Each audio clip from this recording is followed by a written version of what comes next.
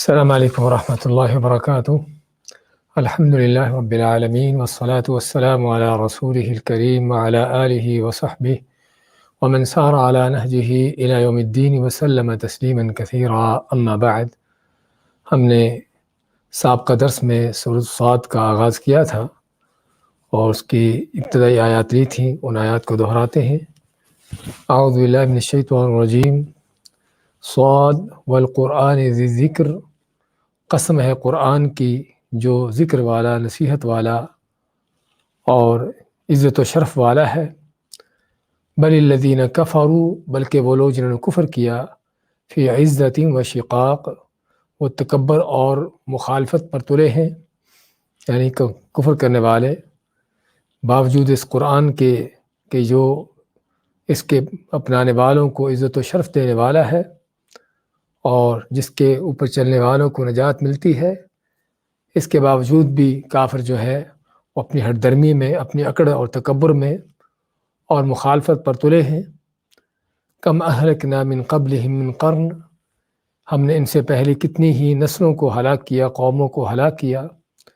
کہ جس میں ان کے لیے بہت بڑی عبرت اور سبق ہے کہ قرآن کو جھٹلا کر، نبی کریم صلی اللہ علیہ وسلم کی دعوت کو ٹھکرا کر ان کا بھی انجام وہی ہوگا جو پہلی قوموں کا ہوتا چلا آیا ہے۔ تو میں کہ کتنی ہی ان سے پہلے ہم نے قوموں کو ہلاک کیا۔ فنادوا، تو جب ان کی ہلاکت آئی، ان پر عذاب پڑا، تو انہوں نے چیخ و پکار کی، پکارا انہوں نے، ولا تحین مناص، لیکن وہ وقت نہیں تھا کہ بچ جانے کا، یعنی ایسا وقت نہ تھا کہ جس میں بچ جاتے، بچ نکلنے کا وقت۔ وعجبوا ان جاءهم منذر منهم، اور ان کافروں نے تعجب کیا اس بات پر کہ آیا ان میں ڈرانے والا انہی میں سے، یعنی کیسے ممکن ہے کہ ایک انسان بشر ہی رسول بن کر آ جائے، اس طرح کے ہر زمانے کے جاہلوں کا، باطل پرستوں کا شبہ رہا ہے۔ ہاں، سابقہ زمانوں کے کافر یہ کہتے تھے کہ نبی جو ہے وہ کبھی، نبی اور رسول جو ہے کبھی بشر نہیں ہو سکتا، یعنی بشر جو ہے کیسے نبی ہوگا، تو اس لیے وہ نبیوں کا انکار کرتے تھے، کیونکہ وہ دیکھتے تھے کہ یہ تو بشر ہے، تو انسان ہے۔ اور آج کے انہی کے پیچھے چلنے والے جاہل وہ بھی یہی کہتے ہیں کہ نبی جو ہے بشر نہیں ہوتا بلکہ وہ نور ہوتا ہے۔ تو دونوں ہی ایک ہی فلسفے پر چل رہے ہیں۔ تو اللہ فرماتا ہے کہ وعجبوا ان جاءهم منذر منهم، اور انہوں نے تعجب کیا اس بات پر کہ آیا ان کے پاس ڈرانے والا انہی میں سے، یعنی رسول انہی میں سے آ گیا انسان۔ حالانکہ تعجب جو ہے اس بات پر ہوتا کہ اگر رسول ان میں سے نہ ہوتا، کسی اجنبی قوم سے آتا یا انسانوں کے بجائے کسی اور مخلوق سے ہوتا تو تعجب یہاں پر ہوتا، لیکن یہاں پر جب عقلیں پلٹی ہوں تو یہ کچھ ہوتا ہے کہ بلکہ اس پر تعجب کر رہے ہیں کہ انہی میں سے رسول کیوں آ گیا۔ وقال الکافرون ھذا ساحر کذاب، اور کہا کافروں نے کہ یہ جادوگر جھوٹا ہے، یعنی آپ کو لوگوں کی نظروں میں گرانے کے لیے، آپ کی دعوت کو بیکار بنانے کے لیے اور لوگوں کو آپ کی دعوت حق سے دور کرنے کے لیے آپ کو اس طرح کے نام دیے جاتے کہ جس سے جو ہے سننے والا سمجھتا کہ یہ واقعی ہی کوئی ایسا شخص ہے نعوذ باللہ کہ جو جادوگر ہے یا جھوٹا آدمی ہے کہ جس کی بات پر توجہ نہیں دی جانی چاہیے، جس کی باتیں بیکار ہیں۔ اور بیان ہوا تھا کہ ان کو، آپ کو جادوگر کہنے کا اصل ان کا مقصد کیا تھا، یا جادوگر کیوں کہتے تھے،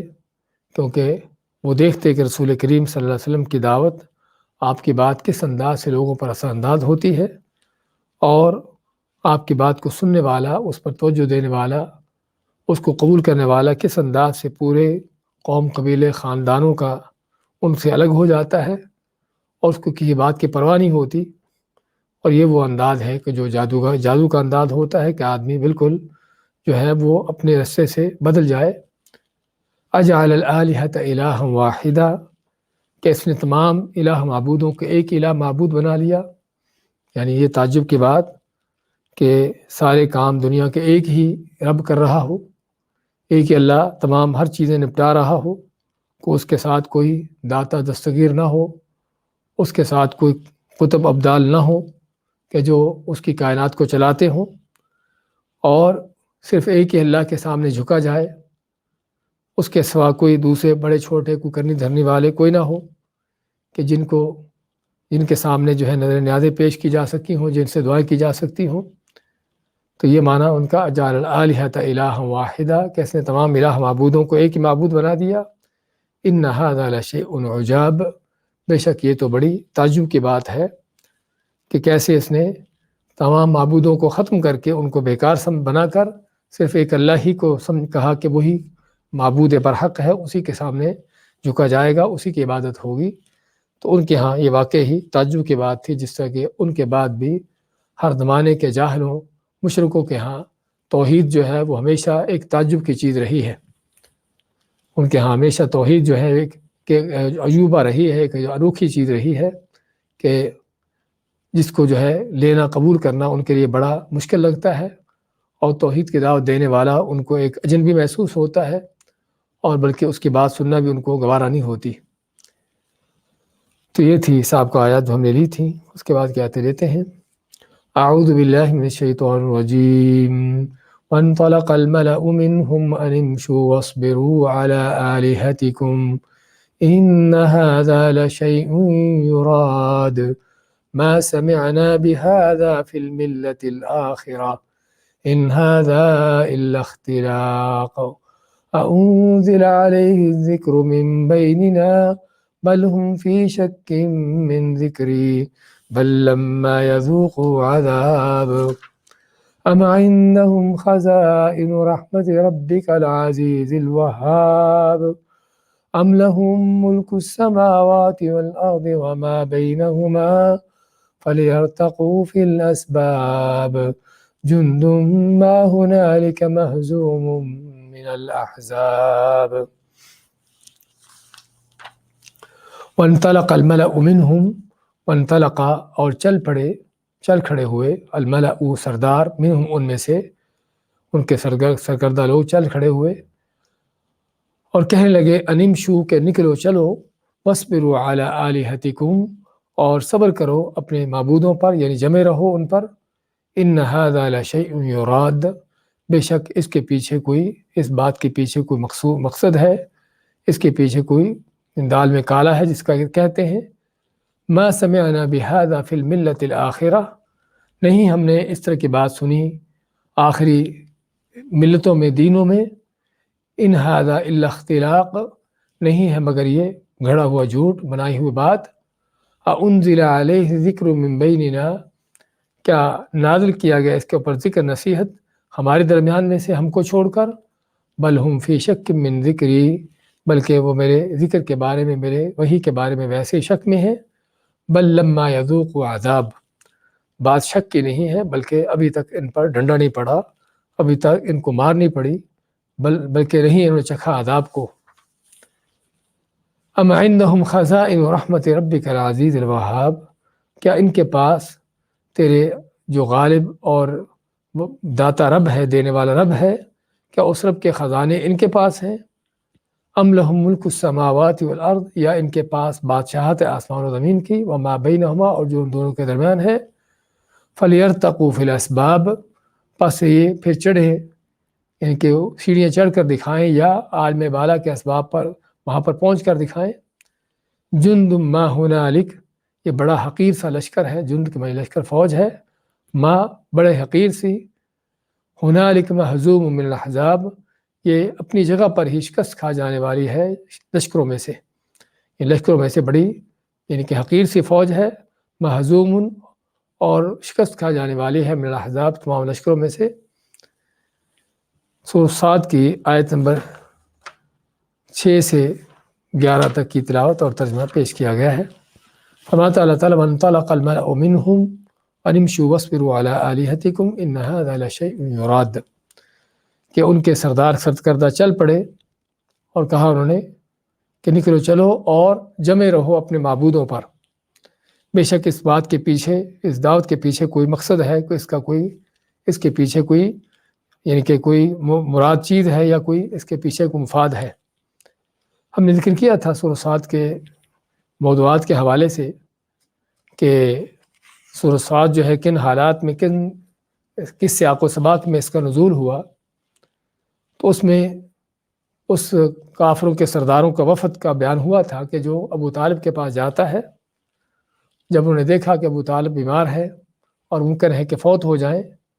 اور یہ نہ ہو کہ ان کے فوت ہو جانے کے بعد ہم محمد صلی اللہ علیہ وسلم کے اوپر ہاتھ اٹھائیں یا ان کو کوئی ایسا کام کرے تو ہمیں تان بازی کی جائے کہ چچا جب تک زندہ تھا اس وقت تک انہوں نے کچھ نہیں کیا، اور جب فوت ہو گیا تو اب اس کے اوپر ہاتھ اٹھاتے ہیں۔ تو اسی انہوں نے کہا کہ ہم جا کر ابو طالب کے ساتھ ابھی بات چیت کریں تاکہ ہمارے درمیان کو افہام و تفہیم ہو جائے اور جو ہے یہ جھگڑا ہمارا ختم ہو جائے۔ تو چنانچہ یہ کافروں کا سرداروں کا ایک وفد جو ہے ابو طالب کے پاس آتا ہے، جس میں ابو جہل، عتبہ، شیبہ، یہ سبھی لوگ تھے، اور آ کے ابو طالب سے بات کرتے ہیں، یعنی آپ صلی اللہ علیہ وسلم کی دعوت کے حوالے سے جو ان کی شکایتیں تھیں اور جس انداز سے ان کو آپ کی دعوت سے پریشانیاں ہو رہی تھیں، اور سمجھتے تھے کہ ہمارے معاشرے کے اندر ایک بگاڑ پیدا ہو چکا ہے، انتشار پیدا ہو چکا ہے آپ کی دعوت سے، نعوذ باللہ۔ تو ان چیزوں کی شکایتیں کی، اور پھر کہا کہ ہم آپ کے پاس ایسی بات لائے ہیں کہ آپ جو ہے یعنی کہ ہمارے اور ان کے درمیان جو ہے وہ یعنی کہ فیصلہ کر دیں تاکہ ہمارا جو ہے یہ جھگڑا ختم ہو جائے۔ تو چنانچہ ابو طالب نے آپ کو بلایا، آپ آتے ہیں تو آپ ابو طالب کہتے ہیں کہ دیکھو یہ آپ کے قوم کے سردار کھڑے ہیں، ان کے مطالبے ہیں۔ اور ان کے مطالبے کیا تھے؟ ان کے مطالبے یہ تھے کہ آپ نے جو دین کی دعوت دینا ہے دیں، لیکن ہمارے بتوں کے بارے میں، ہمارے معبودوں کے بارے میں کچھ نہ کہیں۔ آپ نے جو ہے جو اور بھی اپنے اخلاق و کردار لوگوں کو سکھانے بتانے ہیں وہ کرتے رہیں، لیکن جو ہے ہمارے بڑے آبا و اجداد ان کے دین کے حوالے سے کوئی ایسی بات نہ کریں۔ تو اس طرح کے ان کے کچھ مطالبات تھے۔ تو نبی کریم صلی اللہ علیہ وسلم نے ان کے مطالبات سنے اور فرمایا کہ چچا جان، میں صرف ان سے ایک بات چاہتا ہوں کہ ایک بات پر میرا ساتھ دیں اور اس کو مان لیں، تو عرب ان کے تابع ہو جائیں گے اور عجم ان کے غلام بن جائیں گے۔ تو سردار کہتے ہیں کہ ہم ایک نہیں 10 باتیں آپ کی ماننے کے لیے تیار ہیں، بتائیے کیا کہتے ہو؟ تو آپ نے یہی کہا کہ میں تم سے یہی چاہتا ہوں کہ لا الہ الا اللہ کا کلمہ کہو، اس کو اپنا لو۔ تو جب لا الہ الا اللہ کے کلمہ کہنے کی دیر تھی تو اسی وقت وہ وحشی گدھوں کی طرح بپھرتے ہیں اور فوراً مجلس سے نکلنا شروع ہو جاتے ہیں، اور کہتے ہیں جو یہاں پر اللہ نے بیان کیا ہے کہ وانطلق الملأ منہم، کہ ان کے سردار جو ہے وہ نکل پڑے، چل پڑے، اور کہا انہوں نے انمشوا، کہ نکلو چلو، واصبروا علی آلہتکم، اور اپنے معبودوں ان کے اوپر جمے رہو، یعنی تمہارے جو لات، منات، ہبل اور بت جو تم نے اپنے معبود بنا کے رکھے ہیں ان کو چھوڑنا نہیں۔ یعنی آپ صلی اللہ علیہ وسلم کی باتوں میں آ کر آپ کی اس دعوت کو سن کر کہیں یہ نہ ہو کہ اپنے آباء و اجداد کے دین سے ہٹ جاؤ، اپنے معبودوں کی عبادت چھوڑ دو، یا ان کو چھوڑ کر اس کے آپ صلی اللہ علیہ وسلم کے رب اللہ کی طرف جھک جاؤ، کہیں ایسا نہ ہو۔ تو اس لیے کہتے وَاصْبِرُوا عَلَىٰ آلِهَتِكُمْ، اپنے معبودوں پر جمے رہو۔ اور یہی ہر دور کے طاغوتوں کا انداز ہوتا ہے کہ ہر دور کے طاغوت، فرعون اور قوم کے جو گمراہ کن پیشوا ہوتے ہیں، وہ اسی طرح سے اپنی قوموں کو گمراہ کرتے چلے آئے ہیں۔ قوم نوح کے سرداروں نے بھی یہی کہا تھا، لا تذرن آلہتکم، کہ اپنے معبودوں کو مت چھوڑنا، ولا تذرن ودا ولا سواع ولا یغوث ویعوق ونسرا، کہ نوح علیہ السلام کی باتوں میں آ کر کہیں ود، سواع، یغوث، یعوق، نصر، جو ان کے پانچ تن پاک تھے، کہیں ان کو چھوڑ نہ دینا۔ اور اس سے معلوم ہوا کہ ہمیشہ قوموں کی گمراہی، ان کی بربادی، ان کی بہرہ روی کا اصل سبب جو ہے وہ ان کے گمراہ کن پیشوا رہے ہیں۔ جس طرح کہ عبداللہ بن مبارک رحمۃ اللہ علیہ فرماتے ہیں کہ وَهَلْ أَفْسَدَ الدِّينَ إِلَّا الْمُلُوكُ وَأَحْبَارُ السُّوءِ وَرُهْبَانُهَا، کہ دین کو بگاڑنے والے گمراہ کن سیاسی لیڈر اور جو درویش اور گمراہ کن ملا ہے، یہی ہیں جو دین کو بگاڑتے چلے آئے ہیں۔ تو یہاں پر بھی واضح پتہ چلتا ہے قریش کے ان سرداروں کا انداز کہ کس طریقے سے اپنی قوم کو جو ہے خود بھی گمراہ ہیں، قوم کو بھی اس گمراہی پر لگانے پر تلے ہیں۔ تو کہتے ہیں وانطلق الملأ منہم، اور ان میں سے ایک گروہ، یعنی ان کے سردار جو ہے وہ نکل پڑے، وہاں سے چل پڑے اور کہنے لگے انمشوا، کہ نکلو چلو، وَاصْبِرُوا عَلَىٰ آلِهَتِكُمْ، اپنے الہ معبودوں پر صبر کرو. صبر کرنے پر امراض یعنی ان پر جمے رہو. إِنَّ هَذَا لَشَيْءٌ يُرَادُ، ہاں اس کے پیچھے کیا مطلب کہ یہ جو آپ صلی اللہ علیہ وسلم دعوت دے رہے ہیں اور آپ دعوت جو لے کر کھڑے ہوئے ہیں، اس کے پیچھے آپ کو بڑے مفاد اور مقصد ہیں. اور مفاد مقصد کیا ہے کہ جو ہر دور کے دنیا مادہ پرست وہ سمجھتے رہے ہیں. اللہ کے نبی رسول آتے، دعوتیں دیتے، دائی حق کھڑے ہوتے حق کی دعوت دینے کے لیے، تو قوم کا یا مد مقابل جو لوگ ہوتے ان کا انداز کیا ہوتا؟ وہ کیا سمجھتے؟ وہ یہ سمجھتے کہ یہ دعوت کے اس جھانسے میں، یہ دعوت کے اس چکر میں جو ہے ہماری حکومتوں پر، ہمارے تخت و تاج پر، ہمارے ملکوں پر قبضہ کرنا چاہتا ہے. جس طرح کہ فرعون نے صاف طور پر اپنی قوم کو کہا کہ موسیٰ تمہاری بادشاہت ملک پر اس کو لے جانا چاہتا ہے، اس پر قبضے جمانا چاہتا ہے. اس لیے قریش کے سرداروں نے بھی آپ کو اسی طرح کی پیشکشی کی کہ اگر آپ چاہتے ہو سرداری لینا تو ہم آپ کو اپنا سردار بنا دیتے ہیں، آپ کو مال چاہیے تو آپ کے لیے بڑا مال اکٹھا کر لیتے ہیں. اس سے ان کی ذہنیت کا صاف پتہ چل رہا تھا کہ واقعی وہ نبی کریم صلی اللہ علیہ وسلم کی جو آپ کی دعوت کو ٹھکرا رہے تھے، اس کے پیچھے وہ کیا سمجھ رہے تھے کہ نبی کریم صلی اللہ علیہ وسلم کوئی اللہ کے نبی نہیں ہے اور نہ ہی کوئی سچے رسول ہے، بلکہ وہ اپنا سکہ جمانا چاہتے ہیں، اپنی چتراہٹ پر قائم کرنا چاہتے ہیں اور سرداری اور یہ وہ چیزیں چاہتے ہیں. تو اسی کہتے ان ھذا لشیء یراد کہ اس کے پیچھے، اس کے آپ کی دعوت کے پیچھے کوئی بڑا مقصد ہے، سرداری قائم کرنے کا، اپنا سکہ جمانے کا. اور اس آیت میں کافروں کا یہ کہنا نمشوا واصبروا علی آلہتکم، اپنے الہوں پر، اپنے معبودوں پر جمے رہو، کہ اگر باطل پرست جو ہیں اس انداز سے اپنے شرک پر ڈٹے رہنے کی تاکیدیں کرتے ہیں تو اہل حق کو ان سے کہیں بڑھ کر خود بھی حق پر قائم رہنا اور دوسروں کو بھی حق پر قائم رہنے کی تلقین کرنے کی تاکید کرتے رہنا چاہیے. جس کا اللہ تعالیٰ نے سورۃ العصر میں حکم بھی دیا ہے کہ وَتَوَاصَوْا بِالْحَقِّ وَتَوَاصَوْا بِالصَّبْرِ، کہ سچے ایمان والے اور اللہ کے ہاں نجات پانے والے، خسارت سے بچنے والے وہ لوگ ہیں کہ جو دوسرے کو حق کی وصیت کرتے ہیں اور صبر کی تلقین کرتے ہیں. کہتے ہیں ما سمعنا بهذا فی الملۃ الآخرہ، آپ صلی اللہ علیہ وسلم کی دعوت پر اعتراض کرتے ہوئے اور شبہات پیدا کرتے ہوئے کہتے ہیں کہ ما سمعنا بهذا، کہ ہم نے نہیں اس طرح کی باتیں سنی، فی الملۃ الآخرہ، آخری ملت و دینوں میں، آخری مذاہب میں ہم نے، یا اپنے قریب آباء و اجداد میں، یا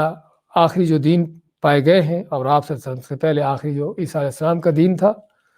کہ عیسائیت میں، یہودیت میں، یا حتیٰ کہ عربوں کے آس پاس جو باقی اور دین بھی پائے جاتے تھے، مجوسیت وغیرہ، تو کہتے ہیں کہ ہم نے ان دینوں کے اندر کوئی ایسی بات نہیں سنی جو آپ کی بات ہے. یعنی آپ کی بات کیا ہے کہ زمانہ قریب تک ہم نے کسی دین میں یہ نہیں سنا کہ انسان صرف ایک ہی رب کو مانے اور باقی کسی کو نہ مانے، اللہ تعالیٰ کے پیاروں کا انکار کرے. کہ جب ہم دیکھتے ہیں کہ لوگ ان کے آستانوں پر جاتے ہیں، ان پر ماتھے رگڑتے ہیں، نظر نیازیں پیش کرتے ہیں، دعائیں کرتے ہیں، اور دیکھا جاتا ہے کہ لوگوں کی حاجتیں پوری ہو رہی ہیں اور ان کی مشکلات دور ہو رہی ہیں اور ان کی مرادیں بر آتی ہیں، تو ہم تو یہ دیکھتے چلے آ رہے ہیں نسل در نسل ہی. اور آس پاس کے علاقوں کے دینوں میں بھی یہ ساری چیزیں چل رہی ہیں کہ یہود و نصارہ کے ہاں بھی اس طرح کے شرک تھے اور مجوسی بھی اسی شرک کفر پر تھے. تو اسی انہوں نے کہا کہ ہم نے ما سمعنا بهذا فی الملۃ الآخرہ، کہ ہم نے اس طرح کی باتیں نہیں سنی کسی آخری دینوں میں، ملتوں میں، کہ جو آپ باتیں کر رہے ہیں. اور یہی وجہ ہے کہ ہمیشہ سے مشرکوں کو، کافروں کو، باطل پرستوں کو، گمراہوں کو توحید کی دعوت جو ہے انوکھی اور عجیب کیوں لگتی ہے؟ وہ اسی وجہ سے لگتی ہے کیونکہ ہر زمانے میں ہی عموماً شرک و کفر ہی کا غلبہ دورہ ہوتا ہے. اللہ کے نیک بندے بہت تھوڑے ہوتے ہیں، وقلیل من عبادی الشکور، اللہ ماتا ہے کہ میرے شکر گزار بندے بڑے تھوڑے رہے ہیں، ایمان والے ہمیشہ تھوڑے رہے ہیں، اور اکثر کفر و شرک ہی یہی چیزیں زیادہ رہی ہیں. تو لوگوں کے ہاں کسی چیز کو حق یا باطل ہونے کا جو معیار ہے، ان کے ہاں وہ کیا ہوتا ہے کہ لوگ کیا کر رہے ہیں، زیادہ لوگ کدھر ہیں. تو چنانچہ وہ دیکھتے ہیں کہ زیادہ لوگ جس طرف ہوتے ہیں ان کی نظر میں وہ حق ہوتا ہے، وہ سچ ہوتا ہے، وہ صحیح ہوتا ہے. اور جس چیز کو کرنے والے کو تھوڑے لوگ ہوں، چند ایک ہوں، ان کے ہاں ان کا معیار ہوتا ہے کہ یہ غلط ہونے کی دلیل ہے، صحیح ہونے کی دلیل نہیں۔ اگر صحیح ہوتا تو زیادہ لوگ اس کو اپناتے۔ تو یہ جاہلوں کا ہر زمانے میں انداز، ان کا معیار رہا ہے حق و باطل کی پہچان کا۔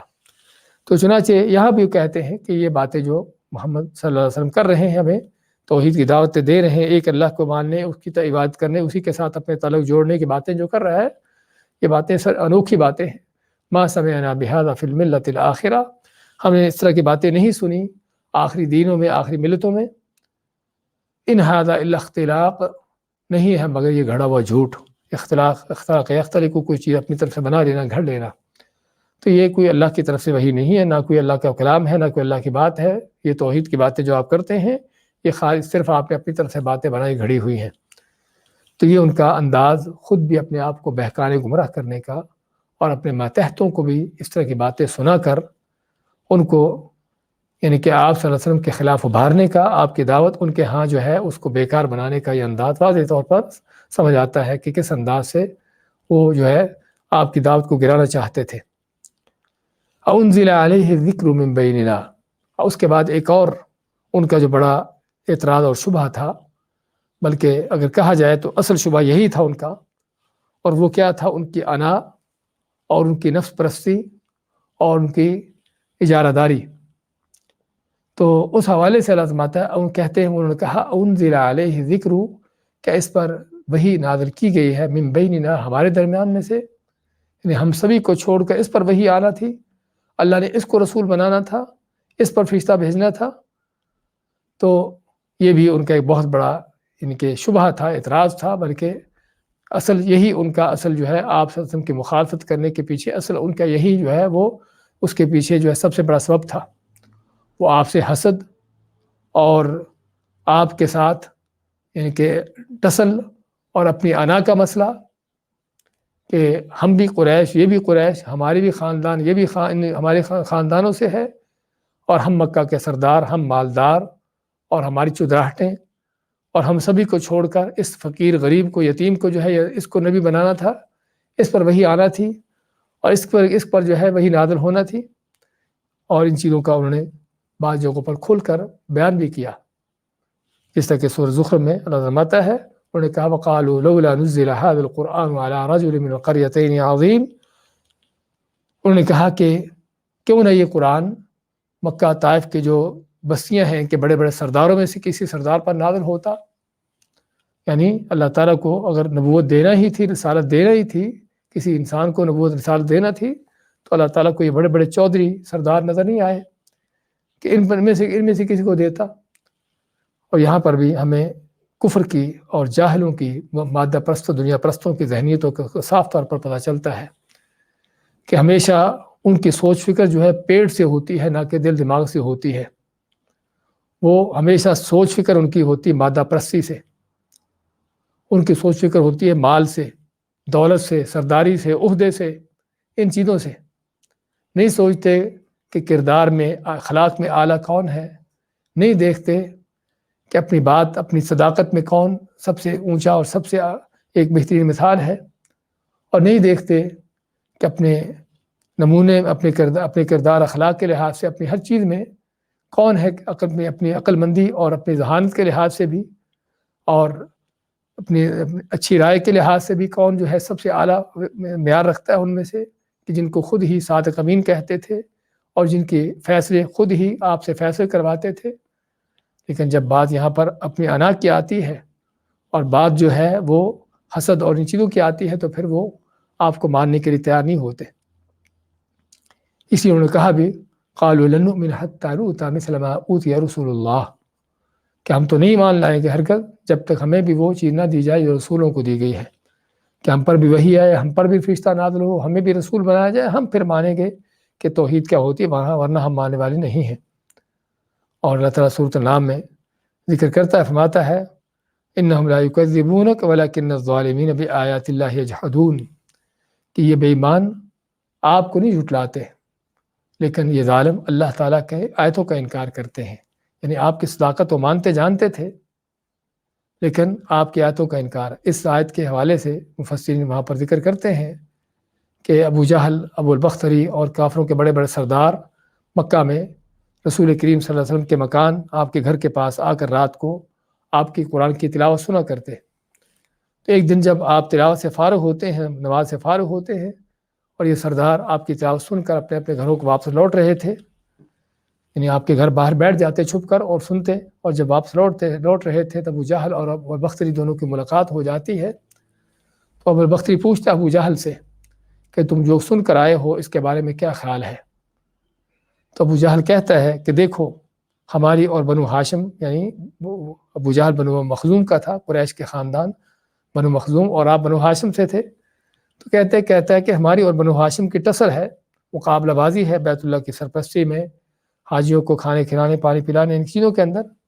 اور ہم ان سے مسلسل اس میں مقابلہ کر رہے ہیں۔ تو اگر ہم اس کو نبی مان لیتے ہیں تو ہمارے اندر کب کوئی نبی پیدا ہوگا جس کو اس کے مقابلے میں کھڑا کریں گے؟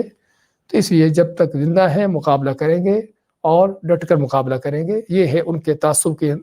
انداز۔ تو بات جو ہے یہاں سے پتہ چلا کہ اصل یہ ہے کہ یہ نہیں کہ آپ کو جھوٹا سمجھتے ہیں، یہ نہیں کہ آپ کے اوپر ان کو شک ہے، بلکہ آپ کو سادہ کمین کہتے تھے۔ تو بات جو ہے وہ صرف اور صرف اپنی انا کی ہے، اور صرف بات جو ہے وہ اپنی ہردرمی کی، اپنے حسد کی ہے کہ کس طرح ہم اس کو مانیں کہ جب کہ ہم ان کے خاندان کے مقابلہ میں ہیں۔ تو اسی کہتے انزل علیہ ذکر من بیننا، کیا ہمارے سبھی کے درمیان میں سے ہم سبھی کو چھوڑ کر اسی پر وحی نازل ہونا تھی؟ بل ہم فی شک من ذکری، اللہ ماتا ہے کہ بلکہ یہ میرے ذکر کے، میری وحی کے بارے میں شک میں ہے۔ شک کیا ہوتا ہے؟ شک جو ہے وہ ذہن کی وہ کیفیت ہے کہ جس میں آدمی دو چیزوں میں سے کسی ایک چیز کو ترجیح نہ دے سکے۔ شک جو ہے، شک کے بعض اوقات علماء تقسیم کرتے ہیں، شک راجح، کہ بعض اوقات شک میں آدمی اس کا کسی ایک طرف رجحان ہوتا ہے، شک تو ہوتا ہے لیکن اس کا کسی ایک طرف رجحان ہے، اور بعض اوقات شک جو ہے وہ ایسا بھی ہوتا ہے کہ جس میں کوئی رجحان نہیں ہوتا، اس میں دونوں طرف اس کے برابر ہوتی ہیں۔ عموماً شک کی یہ کیفیت جو ہے یہ بڑی الجھن والی ہوتی ہے۔ آدمی کو اگر ایک طرف رجحان ہو جائے، پتہ چل جائے کہ واقعی صحیح معلوم یہ ہوتا ہے، تو اس کی الجھن ختم ہو جاتی ہے۔ لیکن جب اس کے سامنے کوئی بھی چیز واضح نہ ہو، کوئی اس کے سامنے کوئی رجحان نہ ہو کہ کیا صحیح ہے کیا غلط ہے، تو یہ وہ چیز ہے، یہ وہ کیفیت ہے جو زیادہ ہی اس کے لیے جو ہے وہ الجھاؤ کی ہوتی ہے، جس کو اللہ تعالیٰ نے فی شک کی مریب کا نام دیا ہے۔ جیسا کہ سورہ ہود میں اپنے سورہ ہود میں اللہ تعالیٰ صالح علیہ السلام کے حوالے سے ان کی قوم نے ان کو کیا کہا؟ قالوا یا صالح قد كنت فینا مرجوا قبل هذا، اے صالح اس سے پہلے ہمیں تم سے بڑی امیدیں تھیں۔ اتنہانا ان نعبد ما يعبد آباؤنا، کیا تو ہمیں اس سے منع کرتا ہے کہ ہم ان کی پوجا کریں، عبادت کریں جسے ہمارے آبا اجداد پوجا کرتے تھے، ان کی پوجا سے ہم کو منع کرتا ہے۔ وَإِنَّنَا لَفِي شَكٍّ مِّمَّا تَدْعُونَا إِلَيْهِ مُرِيبٌ، اور جس طرف ہمیں دعوت دیتا ہے بے شک ہم اس بات میں بڑے شک میں اور بڑے الجھاؤ والے شک میں ہیں۔ تو یہ الجھاؤ والا شک ہے جہاں پر انسان کے سامنے کوئی چیز جو ہے وہ واضح نہ ہو۔ تو اس سے معلوم ہوا کہ اصل ان کے جھٹلانے کا مقصد جو ہے، اصل ان کے پیچھے جھٹلانے کے پیچھے اصل جو ہے آپ صلی اللہ علیہ وسلم کے اوپر کوئی ان کا شک نہیں تھا، بلکہ اصل ان کے پیچھے کیا تھی؟ ان کا ذاتی تعصب تھا، درمی تھی، حسد تھا کہ جو آپ کے خاندان اور بنو مخزوم اور باقی قریش کے خاندانوں کے درمیان ہوگا۔ تو یہ فرمایا اللہ تعالیٰ نے، کہتے ہیں کہ انزل علیہ ذکر من بیننا، کہ ہمارے درمیان میں سے ہم سبھی کو چھوڑ کر جو ہے اس پر جو ہے قرآن وحی نازل ہونا تھی۔ بل ہم فی شک من ذکری، بلکہ یہ میرے ذکر کے بارے میں، میرے وحی کے بارے میں ویسے شک میں پڑے ہیں، ایسے الجھاؤ میں پڑے ہیں کہ جو ان کو سمجھ نہیں آتا۔ بل لما یذوقوا عذاب، بلکہ بات جو ہے وہ یہ بھی نہیں ہے، اصل حقیقت یہ ہے کہ ابھی تک ان پر ڈنڈا نہیں پڑا، ابھی تک ان کو مار نہیں پڑی، ابھی تک ان کے عذاب کو انہوں چکھا نہیں۔ ہاں جب عذاب کو چکھیں گے، ڈنڈا پڑے گا، مار پڑے گی، تو سمجھ آئے گی کہ ہمیں کیا کرنا چاہیے تھا، اور اس طرح کی واحد باتیں اس وقت ساری ان کی اڑ جائیں گی، ختم ہو جائیں گی۔ واحد باتیں اس وقت تک ہوتی ہیں جب انسان کا پیٹ بھرا ہو، دنیا کی فراوانیاں ہوں اور چدراہٹیں سرداریاں ہوں، پھر اس پر زبان پر جو چاہتا ہے بکتا ہے۔ لیکن جب پیچھے سے ڈنڈا سر پہ تیار ہوتا ہے کہ اگر کوئی غلط بات بولے گا تو فوراً جو ہے ڈنڈا آ پڑے گا، تو پھر جو ہے عقل ٹھکانی ہوتی ہے، اور آدمی پھر زبان بھی وہ طریقے سے استعمال کرتا ہے۔ تو کہنے کا مقصد ان کافروں کی باتیں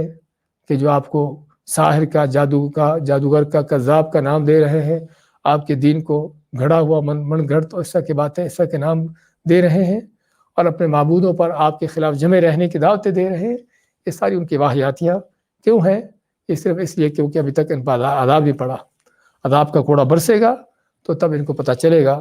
کہ یہ ان کی ان باتوں کا نتیجہ کیا ہے، اس کا انجام کیا ہے۔ تو اس میں انزل علیہ ذکر میں نہ کہتے کہ ہمارے درمیان میں سے کیا اس پر وحی نازل ہونا تھی، بل ہم فی شک من ذکری، بلکہ میرے ذکر اور میری وحی کے بارے میں ویسے شک میں ہے،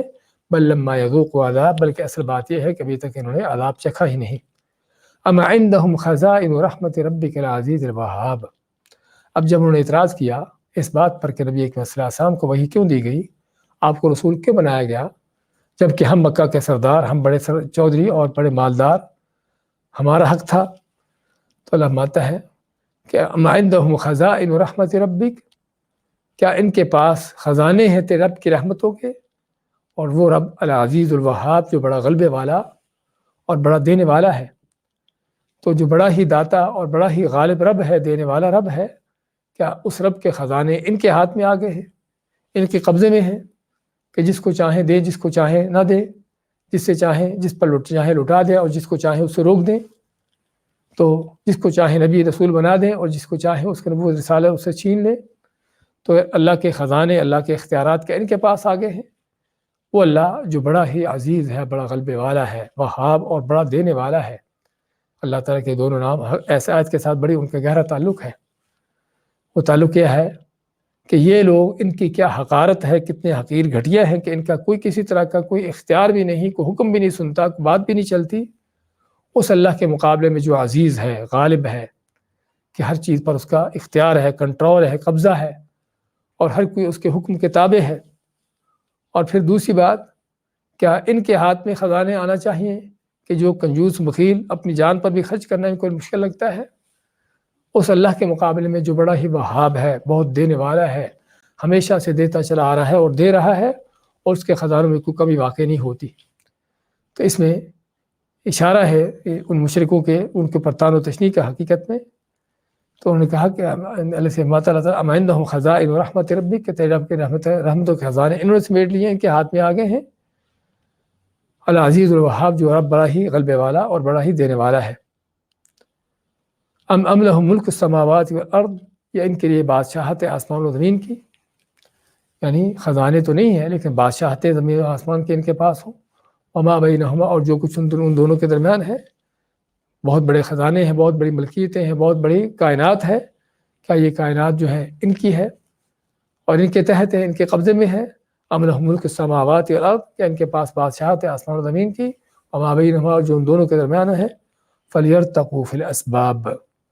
اگر ایسی بات ہے تو پھر عالم اسباب کی بلندیوں تک پہنچ کر چڑھ کر جو ہے دیکھیں۔ یعنی دوسرے الفاظ میں کسی نے کہا ہے کہ اگر یہ بات ہے ان کی تو پھر یعنی عرش الہی تک جو ہے جا کر وہاں پر قبضہ جمانے کی کوشش کریں، تاکہ پوری کائنات جو ہے ان کے کنٹرول، ان کے اختیار اور ان کے قبضے میں ہو۔ اب جب کہ وہ سبھی کائنات اللہ کے ہاتھ میں ہے، اسی کے اختیار، اسی کے کنٹرول میں ہے، تو پھر ان کو اللہ تعالیٰ کے ان اختیارات پر کسی اعتراض کرنے کا حق نہیں ہے۔ اس لیے فرمایا کہ ام لہم ملک السماوات والارض، یا ان کے لیے بادشاہت آسمان و زمین کی، وما بینہما، اور جو ان دونوں کے درمیان ہے۔ اگر ان کے پاس یہ ساری چیزیں ہیں، ان کے پاس یہ سارے منصب ہیں، تو پھر ان کو چاہیے فلیرتقوا فی الاسباب، کہ پھر وہ یعنی کہ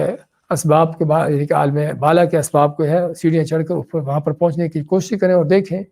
کہ وہاں کے اختیارات کس کے پاس ہیں اور کس کو وہ دیے جاتے ہیں۔ جند ما ہنالک مہزوم من الاحزاب، اس کے بعد اللہ تعالیٰ ان کافروں کے بودا ہونا، بیکار ہونا، ان کا بزدل ہونا، ان کا بالکل گھٹیا بیکار ہونا، کمزور اور بودا ہونا، اس کا بیان کرتا ہے اللہ تعالیٰ کہ ان کے سارے لو لشکر، احزاب جمع حزب کی، ان کافروں کے سارے لو لشکر، چاہے وہ بت پرستوں کے ہوں، چاہے وہ یہود و نصارہ کے ہوں، چاہے مجوسی ہوں، یا کوئی اور کسی باطل دین والے ہوں، یہ سارے لو لشکر جمع کیوں نہ ہو جائیں، تو یہ سبھی کیا ہوگا؟ جند ما ہنالک، یہ بالکل گھٹیا سی، ایک قلیل سی اور حقیر سی فوج ہوگی، حقیر سے لوگ ہوں گے اور کمزور سے لوگ ہوں گے۔ تو یہاں پر جندن کا پہلی بات اس میں نکرہ آنا، اور اس کے بعد ماں کا حرف آنا، یہ دونوں چیزیں کسی چیز کے تھوڑا، گھٹیا، بیکار اور معمولی ہونے کی دلیلیں ہیں۔ تو ماتا جند ماں، ایک حقیر سا لشکر، ہنالک اس کی اس جگہ پر، محزوم وہ شکست کھانے والا ہے، من الاحزاب جماعتوں میں سے، جماعتوں میں سے یہ یعنی تھوڑا سا فوج، تھوڑی سی فوج، تھوڑا سا لشکر کہ جو سبھی جماعتوں میں سے شکست کھانے والا ہے، مار کھانے والا ہے۔ جس طرح کہ دوسری آیت میں آتا ہے سیہزم الجمع ویولون الدبر، کہ سبھی جماعتیں جو ہے وہ شکست کھائیں گی اور پیٹ پھیر کر بھاگیں گی۔ اور نبی صلی اللہ علیہ وسلم نے بھی بدر کے موقع پر ہاتھ میں مٹھی لی، مٹھی میں اپنے مٹھی میں جو ہے مٹی لی، ریت لی، اور اس کو کافروں کے اوپر پھینکا اور مایا کہ سیہزم الجمع ویولون الدبر، کہ یہ سارے کافر جو ہیں، یہ سارے کے سارے ان کی جماعتیں یہ ساری شکست کھائیں گی اور پیٹ پھیر کر بھاگیں گی۔ تو اس میں اشارہ ہے کہ تم اپنے آپ کو دیکھو، اپنی حیثیت کو دیکھو، کافر و مشرک کو، کہ کس اللہ کو چیلنج کر رہے ہو، کس اللہ کو جھٹلا رہے ہو، اس کا انکار کر رہے ہو، اور اس اللہ کے بھیجے ہوئے نبی کو جھٹلا رہے ہو۔ یہ تمہارا کام کیسا ہے، کتنا گھنونا کام ہے کہ تم حقیر اور گھٹیا اور اللہ تعالیٰ کے اس عظیم ہستی کا انکار کرتے ہو، اور تم کو پتہ نہیں کہ کل وہ قریب آنے والا دن ہے کہ جس میں تم شکست کھا کے آپ ہی کے سامنے سر لٹکائے کھڑے ہو گئے۔ ایک صرف اشارے کے منتظر ہو گئے کہ آپ کی طرف سے اشارہ ہو، تمہارے سر جو ہے کٹے ہوں۔ لیکن الگ بات ہے کہ نبی کریم صلی اللہ علیہ وسلم جو نبی رحمت ہیں، آپ نے اپنے بدترین دشمن پر بھی قبضہ پانے کے باوجود بھی آپ نے ان کے ساتھ کوئی ایسا نہ کیا، بلکہ ان سبھی کو آزاد کر کے کہا اذهبوا فانتم الطلقاء، کہ جاؤ تم سبھی آزاد ہو۔ تو یہ معنی سیہزم الجمع، کہ یہ جو آپ کو جھٹلاتے پھرتے ہیں، ٹھکراتے پھرتے ہیں اور آپ کا انکار کرتے پھرتے ہیں اور بڑی بڑی ڈھینگیں مارتے پھرتے ہیں، ان کا حال یہ ہے کہ بڑی کمزور سی اور بڑی بیکار سی یہ جماعت ہے۔ جند ما ہنالک، اور یہیں پر جو ہے محزوم شکست کھائیں گے، یعنی جس مکہ میں رہ کر آپ کی مخالفتیں کر رہے ہیں، اسی مکہ میں ان کو ان قریب شکست کا دن دیکھنے والا ہے، دیکھنا پڑے گا۔ اور وہ دن دور نہ تھا، 8 ہجری کو آپ صلی اللہ علیہ وسلم اس مکہ میں فاتح بن کر اپنے پورے لو لشکر سے داخل ہوتے ہیں، کہ جس مکہ سے آپ رات کے اندھیروں میں چھپ چھپا کر نکل رہے تھے۔ اور یہ ہے اللہ تعالیٰ کے وعدے، اللہ کی مدد اور نصرت کے، اپنے بندوں کے، اور ان کو غلبہ دینے کے، کہ اللہ تعالیٰ نے جو ہے آپ کو اسی شہر میں داخل کیا جہاں سے آپ کو نکلنا پڑا تھا، لیکن فاتح بنا کر اور معزز انداز سے۔ تو اس حمایت میں اللہ تعالیٰ کہ تم اے کافرو، آپ کے دشمنوں، اپنی حیثیت کو دیکھو کہ آپ کی مخالفتیں کر کے تم کیا کر رہے ہو، اور تمہاری حیثیت اور تمہاری اوقات کیا ہے، کہ وہ وقت قریب آنے والا ہے کہ جب آپ کے سامنے ہی سر جھکا کے کھڑے ہوگے ذلت و رسوائی کی حالت میں، اور آپ کے ہی بلکہ رحم و کرم پر جو ہے تمہارا معاملہ ہوگا۔ اگر آپ تم کو چھوڑنے کا حکم دیتے چھوٹ جاؤ گے، اگر آپ اشارہ کریں تو آپ کے ایک اشارے سے تمہاری سب کی گردنیں کٹ سکتی ہیں۔ پھر بھی اس کے باوجود بھی آپ کو اگر جھٹلاتے ہو، آپ کے دعوت کو ٹھکراتے ہو، تو یہ تمہاری حماقت ہے۔ جند ما ہنالک محزوم من الاحزاب، کہ یہ جو لو لشکر ہے، یعنی کہ جو کافروں کے اکٹھی کی ہوئی جماعتیں ہیں، مختلف گروہ ہیں، یہ بڑے ہی حقیر اور بہت تھوڑے اور بڑے کمزور ہیں اللہ تعالیٰ کی قدرتوں اور طاقتوں کے مقابلے میں۔ ہمارا دیکھیں آج کے درس کو، وانطلق الملأ منهم، اور چل پڑا ان میں سے سردار، ان کے سردار جو ہے وہاں سے چل پڑے، نکل پڑے، اور کہا انہوں نے انمشوا واصبروا علی آلہتکم، کہ چلو اور صبر کرو اپنے الہ معبودوں پر، ان ھذا لشیء یراد، بے شک اس بات کے پیچھے کو بڑا مقصد ہے، ما سمعنا بھذا فی الملۃ الاخرہ، نہیں ہم نے سنی اس طرح کی بات اس سابقہ ملتوں میں، سابقہ دینوں میں، ان ھذا الا اختلاق، نہیں ہے مگر یہ گھڑا ہوا جھوٹ، انزل علیہ ذکر من بیننا، کیا آپ کے اوپر نازل کی گئی وحی ہم سبھی کے درمیان سے، ہم سبھی کو چھوڑ کر، بل ہم فی شک من ذکری، بلکہ یہ میرے وحی کے بارے میں ویسے شک میں ہیں، بل لما یذوقوا عذاب، بلکہ حال یہ ہے کہ انہوں نے ابھی عذاب کو چکھا ہی نہیں، اما عندهم خزائن رحمت ربک العزیز الوہاب، یا کہ ان کے پاس خزانے ہیں تیرے رب کی رحمتوں کے، کہ جو رب بڑا ہی داتا دینے والا اور بڑا ہی غلبے والا ہے، ام لہم ملک السماوات والارض، یا ان کے لیے بادشاہت ہے آسمان و زمین کی، وما بینہما، اور جو دونوں کے درمیان ہے، فلیرتقوا فی الاسباب، پس پھر چڑھیں، یعنی کہ اسباب، عالم بالا کے اسباب کی طرف جانے کی کوشش کریں۔ جند ما ہنالک، بڑی ہی کمزور اور ناتواں فوج ہے ما ہنالک جو یہاں پہ ہے محزوم شکست کھانے والی من الاحزاب جماعتوں میں سے جو یہاں موجود ہے جماعتیں آپ کے مقابلے میں، یہ جماعتیں بڑی کمزور اور بودی ہیں اور قریب شکست کھانے والی ہیں. تو اور شکست بھی یہیں پر جہاں پر ہے، یہیں پر شکست کے دن دیکھے گی اور دیکھیں گی کہ اللہ کے نبی صلی اللہ علیہ وسلم کس فتح نصرت کے ساتھ شہر میں داخل ہوتے ہیں اور یہ کافر کس انداز سے ذلت و خواریوں کا شکار ہوتے ہیں. بارک اللہ فیک.